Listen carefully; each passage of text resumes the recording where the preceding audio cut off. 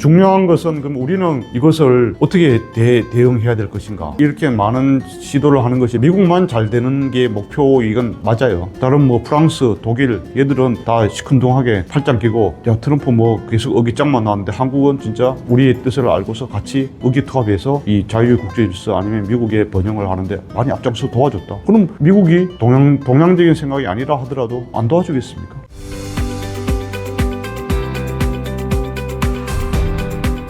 이번에 근데 가자 얘기 나오면서 동시에 나온 게 뭐냐면 이란을 최고 수준으로 제재하겠다고 했잖아요. 그러니까 그 생각도 좀 들었어요. 그러니까 저번에 이제 5.1 쇼크 때도 이스라엘을 도왔던 나라도 우방국들한테 석유도 안 팔겠다고 하면서 난리가 났었던 건데, 그렇다고 해서 미국한테는 못 할 거니까 나 혼자서 총대 메고 다 할 테니까, 그리고 중동을 제재할 테니까 괜히 뭐 다른 나라 불똥 안 치게 해주려고 하는 건가? 뭐 그런 의도도 있을까요? 뭐 하여튼 이란에 대해서는 트럼프가 좀 구원이 많죠. 구원이 많아서 그 1기 때도 강력하게 했는데 또 바이든, 오바마 민주당 정부에서는 계속 또 자기하고 다르게 의기장을 하고 그러는데, 어쨌든 간에 지금 이제 트럼프의 그 두 번째 타겟은, 첫 번째는 자기 나라 미국을 중심으로 한 이 아메리카 북부부터 남부까지인 거고, 그 다음에 이제 중동을 많이 하는 것 같아요. 그죠? 그래서 뭐 빈살만도 뭐 제일 먼저 만나겠다 이런 얘기가 나오고 있잖아요. 그래서 이제 중동의 평화를 위해서는 그걸 이제 가장 위협하는 것이 이란이기 때문에 이란을 강력하게 하겠다는 거고, 또 에르도안이라고, 터키에는 그 에르도안은 상당히 또 트럼프와 같은 잘 통하는 스트롱맨으로서 아주 또 밀접하잖아요. 그죠? 그러니까 이 기회에 트럼프는 이제 이스라엘 가자 지구는 물론이고 그쪽 터키 이런 들 다 활용해서 이제 이란에 강력하게 봉쇄를 하겠다는 거고, 그 다음으로는 점점 북한. 트럼프 대통령은 이제 북한과 직접 대화, 뭐 김정은과 만나는 거는 아무래도 러시아 우크라이나 전쟁은 종결 단계 또는 거의 끝나간다라는 신호가 생겨야 만날 수 있지 않을까 싶어요.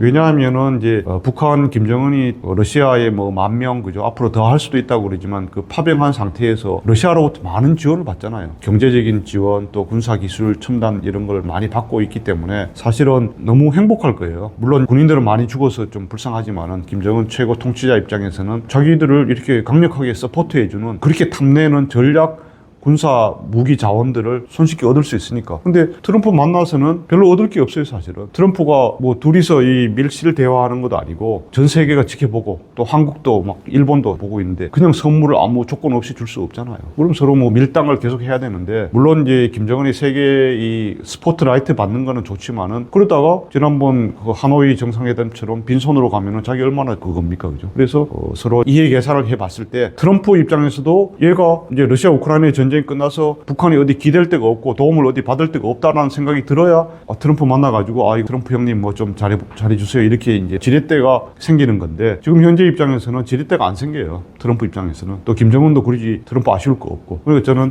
일단 이제 러시아 우크라이나 전쟁이 좀 어느 정도 소강 내지 최소한 정전이라도 간다 할 무렵에 이게 생길 수 있지 않나. 트럼프가 지금 바라는 꿈이 뭐예요? 최종적으로 뭐가 있으니까 이렇게 서둘러서 뭘 하는 것 같은데 뭐가 있지 않을까요? 트럼프는 이제 대통령 취임 연설, 작년 11월 6일 날 새벽에 당선 승리 연설, 빅토리 스피치에도 일관되게 얘기하는 것이 미국의 황금 시대입니다. 골든 에이지 오브 아메리카. 그래서 백악관 홈페이지에 당일날 취임한 오후에 새로 완전히 개비한 그 홈페이지에도 보면 아메리카 이즈 백이고 그 밑에 세 개의 문장이 적혀 있는데요. 우리가 미국의 황금 시대를 이루기 위해서 이렇게 하겠다는 것이 몇 줄이 적혀 있어요. Every single day I will be fighting for you with every breath in my body. I will not rest until we have delivered the strong, safe and prosperous America that our children deserve and we deserve. This will be truly the golden age of America. That is what we have to have.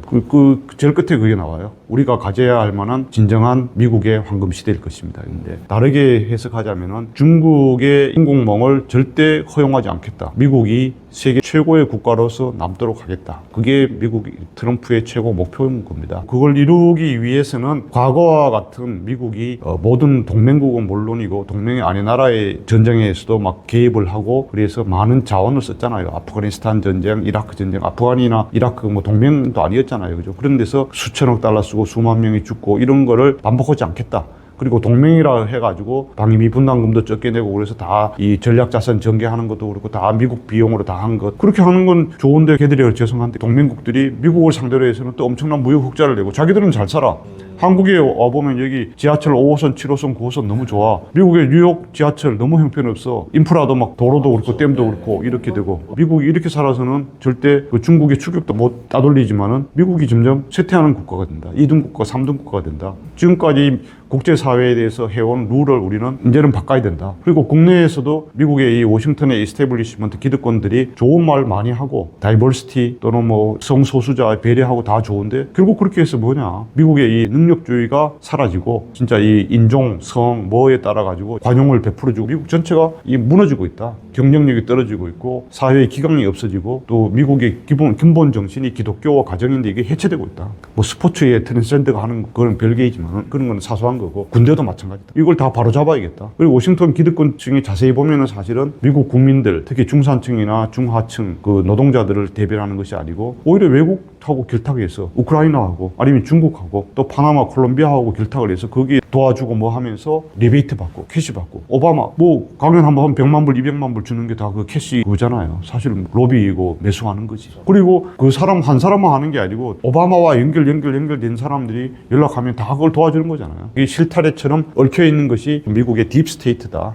여기에 FBI나 CIA까지 연결되어 있고 법무부나 이런 데까지 돼 있어서 자기들의 이런 기득권 카르텔을 깨려고 하는 트럼프에 대해서는 그 민주당의 정치 무기가 되어가지고 자기를 그렇게 계속 그 90몇 개의 범죄 혐의를 씌워서 탈락시키려고 하고 그런 관점에서 미국의 이 국내적인 지배구조, 가버넌스라든가 먹이사슬 구조 이걸 바꿔야 된다. 그래서 그렇게 하는 거죠. 그래서 사실은 트럼프는 지금 미국 국내와 미국의 대외에 있어서의 혁명을 하고 있습니다. 그 트럼프 레볼루션이라 할 수 있고 트럼프는 그래서 취임사에서도 이것은 다른 대단한 혁명이 아니다. 레볼루션 오브 커먼센스다. 상식의 혁명이다. 자기가 무슨 기발한 그걸 하려고 하는 것이 아니라 미국의 이 건국 정신과 미국의 도전 정신, 미국의 뉴 프론티어, 뭐 케네디도 있지만 이런 거에 의한 미국이 다시 그 활력과 용기와 에너지와 자신감을 회복해서 미국의 황금 시대를 시작해야 된다. 반드시 열어야 된다. 그러기 위한 자기는 상식의 혁명을 하고 있다. 이 클래스에서는요, 대중의 입에 휘둘리지 않고요, 내가 스스로 찾아낼 수 있는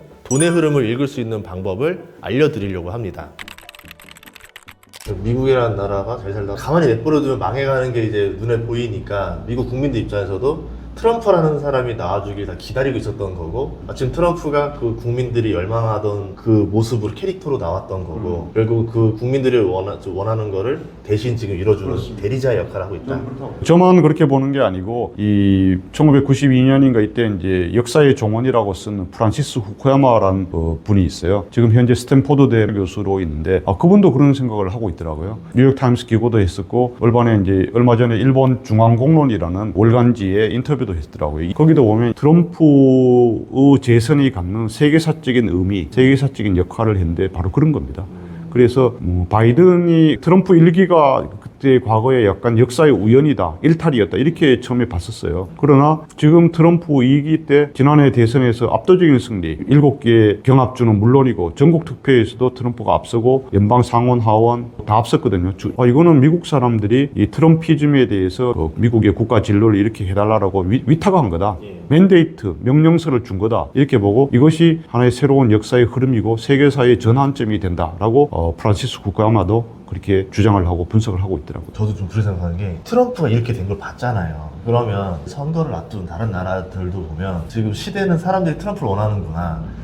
여러 나라의 트럼프 같은 지도자들이 많이 생기고 있죠. 지금 많이 생기고 있죠. 이탈리아도 이렇게 됐고. 그렇죠.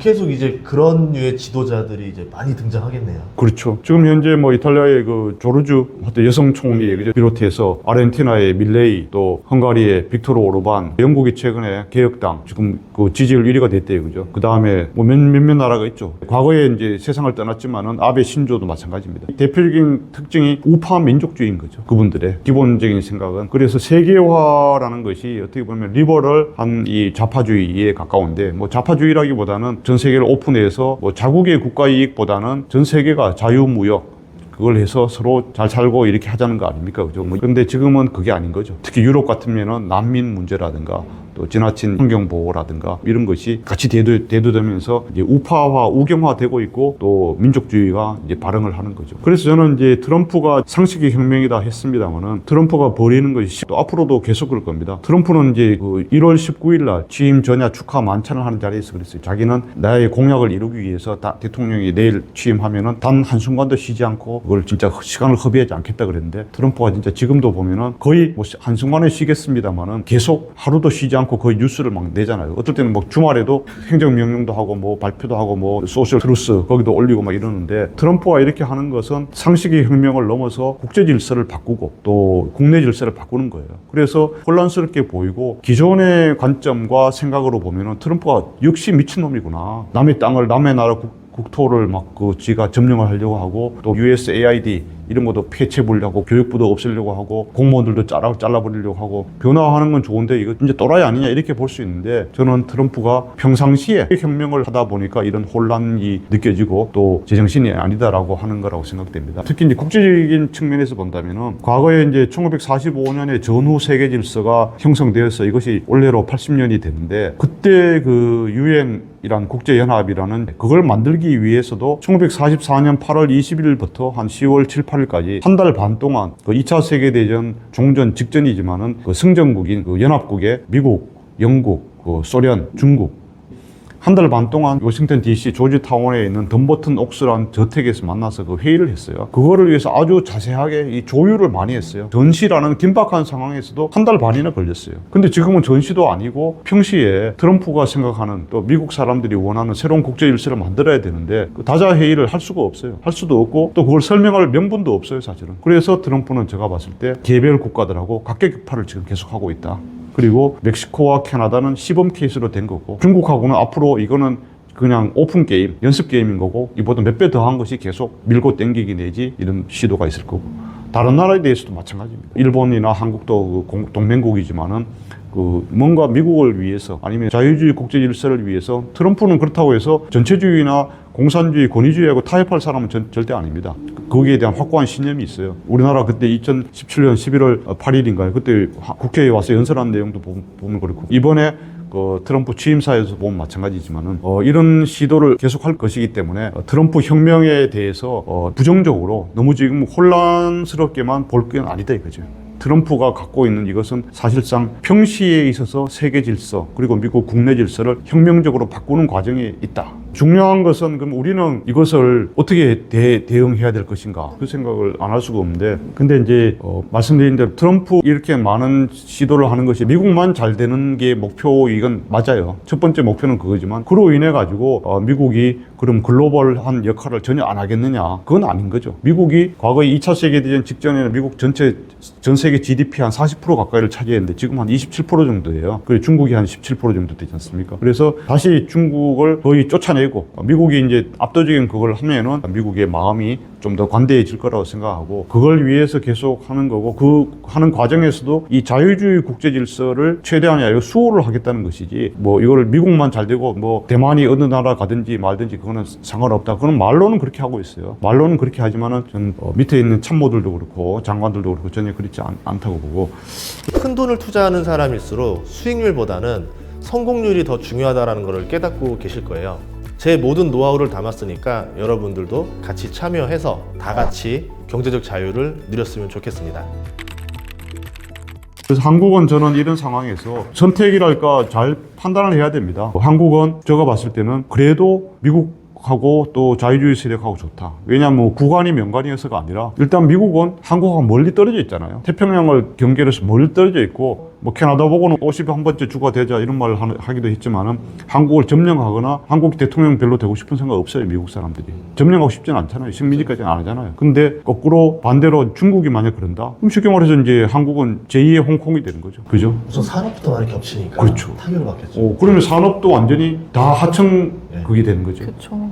쿠팡이나 이런 한국계 아니고 다 알리바바랄까 뭐 테무 이런 거만 그 득세하고 쿠팡은 다 이제 쫓겨나는 거죠. 예를 들자면. 미국이 없는 산업은 한국이 많이 가지고 있는데 그렇죠. 중국 입장에서는 꼭 필요한 거 아니니까. 다 겹치기 때문에 한국 너들은 그냥 세컨더리, 서드 레이트의 국민도 아니고 속국 사람들이 되는 거죠. 그리고 대통령이 되든 국회의원을 뽑더라도 어떻게 됩니까? 다 허락을 받아야지. 홍콩이 그렇잖아요. 홍콩은 제가 4년 동안 거기 스태프파운더로 살았는데 거기 정치인들 뽑는데 성향 자체가 민주화를 주장하거나 이런 사람은 절대 공천도 못 받고 당 자체가 거의 소멸되고 있어요. 한국이란 지리적 위치가 중국 입장에서는 반드시 가져가야 되는 자리인데 미국 입장에서는 일본도 있고 이제 대만도 있고 약간 그 뒤로 라인을 물려도 되잖아요. 그래서 반드시 꼭 수성해야 되는 자리는 아니다 보니까 둘이 치열하게 이제 한국을 가지고 붙으면은 더 중국이 적극적으로 나오잖아요. 당연하죠.